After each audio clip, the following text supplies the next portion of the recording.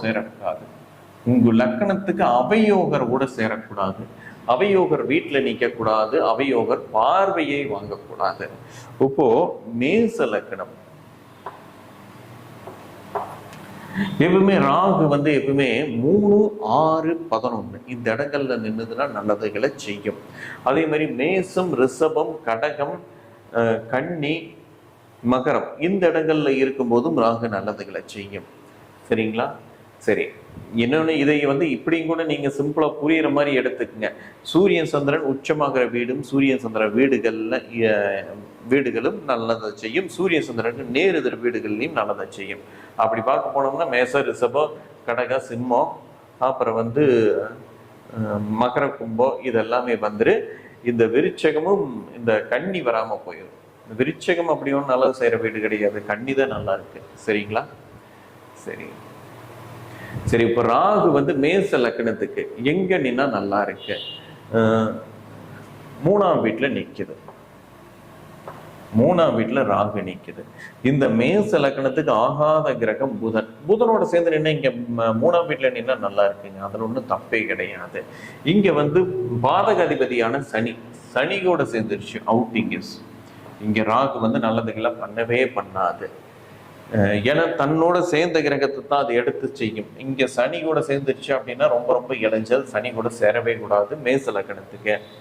அதே மாதிரி வேற எந்த கிரகத்து கூட சேரக்கூடாதுன்னா மேச லக்கணத்துக்கு குரு கூட சேரலாம். குரு கூட சேர்ந்துன்னா மிகப்பெரிய யோகத்தை செய்யும். சுக்கிரனோடையும் சேரலாம், ரொம்ப ரொம்ப நல்லதை செய்யுமா. சேரக்கூடாத கிரகம் சனி மட்டும்தான். செவ்வாய் கூட சேர்றது கொஞ்சம் சுமாரான பலனை தான் செய்யும். ஏன்னா அட்டமாதிபதியாகவும் செவ்வாய் வர்றதுனால ஒரு பாதி தான், ஒரு 50% தான் நல்லதை செய்யும், முழுமையான நல்லதை செய்யாது. இங்க குரு கூட சேர்ந்ததுன்னா மிகப்பெரிய ராஜயோகத்தை செய்யுங்க. குரு கூட சேர்ந்தது அப்படின்னா மிகப்பெரிய ராஜயோகத்தை செய்யும், நல்ல பலன்களை செய்யும். அது எந்த வீடுகள்ல நின்னாலும் ராகு குரு சேர்ந்து நிற்கும் போது நல்ல பலன்களை செய்யும். இதே மாதிரி தானுங்க நீங்க ஒவ்வொரு லக்னத்துக்கும் எடுத்துக்கணும். உங்க லக்னத்துக்கு யோகாதிபதி கூட சேரும் போது அந்த ராகுவானது நல்லதை செய்யும். ஒண்ணு இல்ல, துலா லக்கணம்.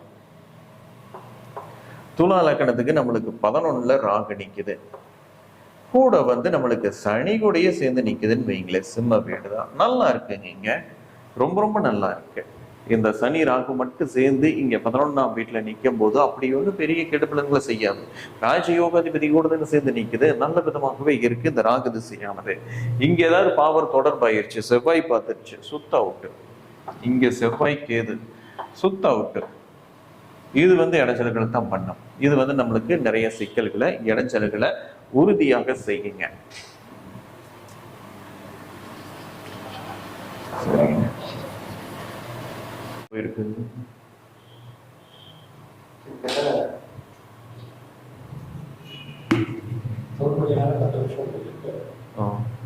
இப்போ நம்ம ராகு பார்த்துக்கிட்டு இருக்கிறோம். ராகு உங்க லக்னத்துக்கு யோகத்தை செய்யக்கூடிய கிரகம் கூட சேரும்போது கண்டிப்பாக நல்லதுகளை செய்யும். உங்க லக்னத்துக்கு அபியோகத்தை செய்யக்கூடிய கிரகம் கூட சேரும்போது கெடுபலன்களை செய்யும்.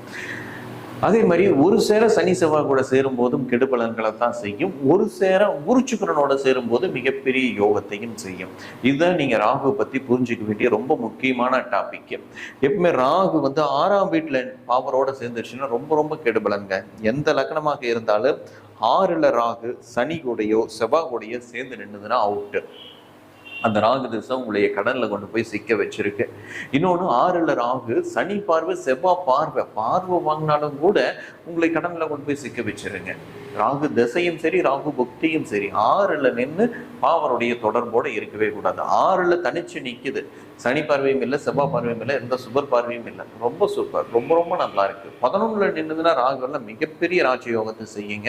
12ல நின்னாலும் கூட மிகப்பெரிய யோகத்தை செய்யும். மிகப்பெரிய ஒண்ணும் இல்லை, நம்ம ஜெயலலிதா அம்மையாருடைய ஜாதகம்.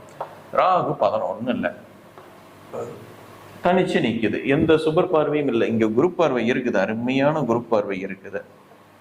ராகு திசை அவங்க சிஎம்மானது, பெரிய லெவல்ல வாழ்ந்தது, பிடிச்சது எல்லாம் ராகு திசையில தான் அவங்களோட லைஃப் மிகப்பெரிய அமைப்புகள். குரு திசை வந்ததுக்கு அப்புறம் தான் அவங்களுடைய லைஃப் மாறினது. பாதகாதிபதி பாதகஸ்தானத்திலேயே எந்த பாவர் தொடர்பும் இல்லாம நின்னது. அந்த குரு திசை சனி புக்தி நம்மளுக்கு பாதகத்தை செஞ்சது. இதுதான் அமைப்புகள். ஆனா 11ல நிற்கக்கூடிய ராகு மிகப்பெரிய யோக பலன்களை நல்ல விதமாகவே செய்யுங்க. அது எல்லா லக்கணத்துக்குமே தான். அதுவும் மேச வீடு ரிஷப வீடாக இருந்ததுன்னா சொல்லவே வேண்டியது இல்லை.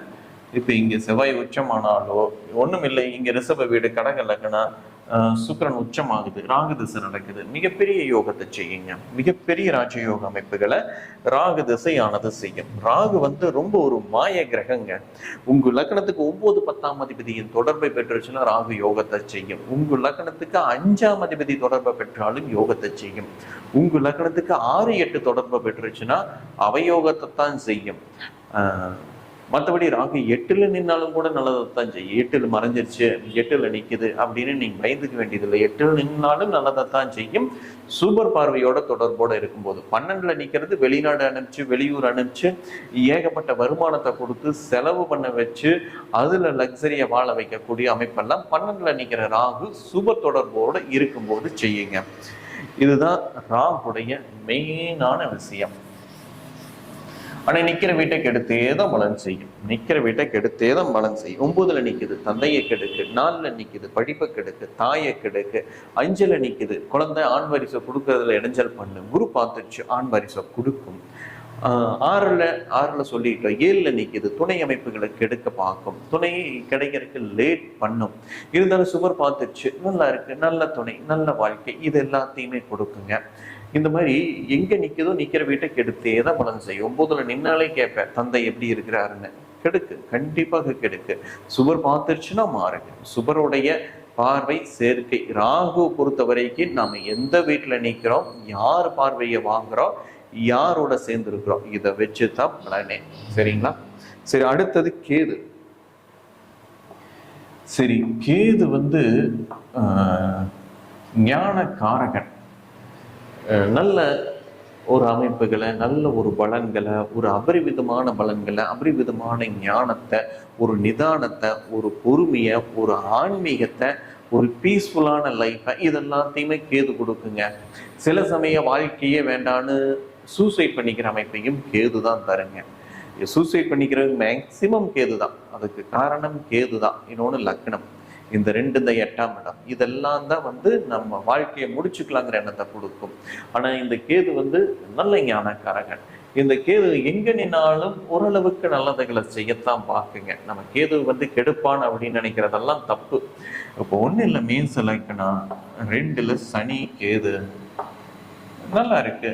2ஆம் வீட்டுல சனி கேதுவோட நின்றுச்சுன்னா நீங்க ஆன்மீகத்துல பெரிய ஆளுங்க.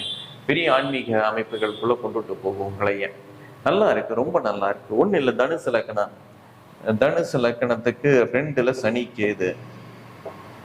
சனி கேது இந்த குரு மட்டும் பார்த்துச்சுன்னு வைங்க, நீங்க மிகப்பெரிய ஆன்மீகவாதியாக, உண்மையான ஆன்மீகவாதியாக இருப்பீங்க. குரு மட்டும் பார்த்துருச்சுன்னா. குரு 10ஆம் வீட்டுல நின்று பார்க்குறது ரொம்ப அருமையாக இருக்குங்க.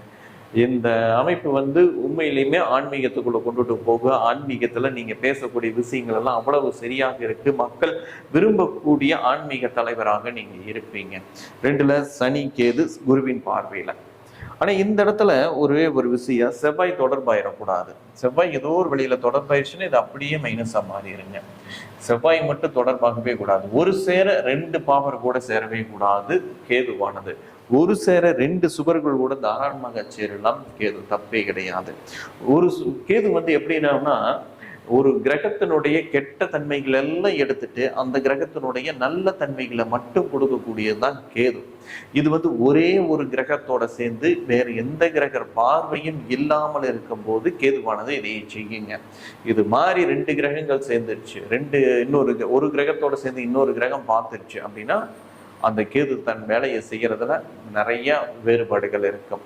அதுதான் இங்க வந்து கேது சனி ஆன்மீகத்தை கொடுக்கு. இங்க செவ்வாய் நின்று பார்த்துருச்சு, அவுட்டு. இது வந்து குடும்பத்துல சண்டை சச்சரவுகள், அடிதோடி பிரச்சனைகள், இடைஞ்சல், வறுமை, கஷ்டம் அத்தனையும் கொடுக்குங்க. இங்க செவ்வாய் மட்டும் பார்த்தா போதும், அவ்வளவுதான். குரு பார்த்தது, செவ்வாய் பார்க்கல, அருமை அப்படியே மாறுது. இதுதான் கேதுடைய மேஜிக்கே.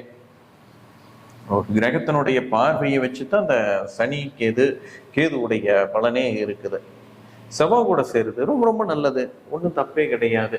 இப்போ மீன் இலக்கணத்துக்கு 2ல் செவ்வாய் கேது நல்லா இருக்கு, ரொம்ப ரொம்ப நல்லா இருக்கு. இது வந்து நல்ல குடும்பத்தையும் கூட கொடுக்கும், நல்ல வீடு நிலத்தை கொடுக்கும், நல்ல சொத்து சுகத்தை கொடுக்கும், நல்ல பொருளாதாரத்தை கொடுக்கும், நல்ல பேசக்கூடிய தன்மையை கொடுக்கும். இந்த மாதிரி அமைப்புகள் எல்லாமே 2ல் செவ்வாய்க்கு அது நின்றுதுன்னா கண்டிப்பாக செய்யுங்க. சனி பார்க்காத வரைக்கும். குரு பார்த்துச்சு, சூப்பர், சூப்பரோ சூப்பர். இது ரொம்ப அருமையாகவே இருக்கு. எங்க நின்று பார்த்தாலும் சரி, இங்க நின்று பார்த்தாலும் சரி, இங்க நின்று பார்த்தாலும் சரி, அருமையா இருக்கு இந்த செவ்வாய் கேதுவுடைய காம்பினேஷன். இப்படித்தான் நம்ம கேதுவை நம்ம புரிஞ்சுக்கணுங்க. சரி, ஓகே. இன்னைக்கு இது ராகு கேதுக்கள் 9 கிரகங்களை பத்தி நான் சொல்லிட்டு வந்தாச்சு. இனி அடுத்தது வக்ரத்தை பத்தி ஒரு பேசிக்கா சில விஷயங்களை சொல்லிட்டு